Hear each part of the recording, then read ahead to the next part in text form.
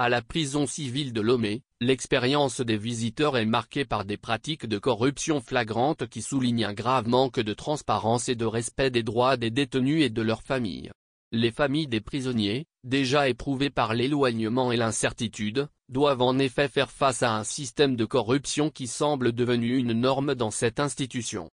L'une des premières plaintes des visiteurs concerne la mauvaise gestion des horaires de visite selon le confrère Le Correcteur qui a publié un article sur cette affaire. Les visites, prévues pour débuter à 9 h, commencent souvent avec un retard significatif, parfois une demi-heure ou plus.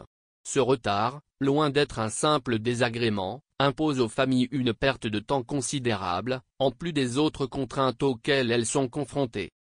Un autre problème majeur réside dans le système de paiement des visites. Contrairement à une procédure standard, le tarif n'est pas fixe et varie selon le nombre de détenus que l'on souhaite voir. Cette pratique non réglementée entraîne un coût financier important pour les familles, augmentant ainsi le fardeau des proches des prisonniers. Mais il n'y a pas un prix unique. Le paiement se fait au prorata du nombre de personnes que vous venez voir. Si vous venez voir 5 personnes, vous paierez 5 fois. Chose encore plus désagréable, les agents pénitentiaires ne supportent pas le fait que les parents et proches de prisonniers arrivent avec beaucoup de points nourriture.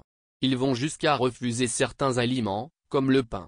Le pain a mauvaise presse d'autant qu'il est déjà commercialisé à la maison d'arrêt, écrit Le Correcteur.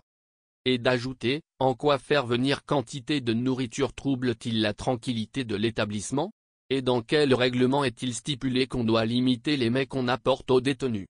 Si ça se trouve, les prisonniers politiques sont à la charge de leurs parents et proches, ils ne sont pas à la charge de l'État.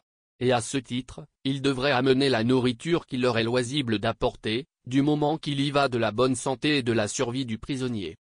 Les autorités compétentes sont donc sollicitées à intervenir urgemment pour mettre un terme à ces pratiques de corruption et garantir un traitement juste et équitable pour les familles des détenus.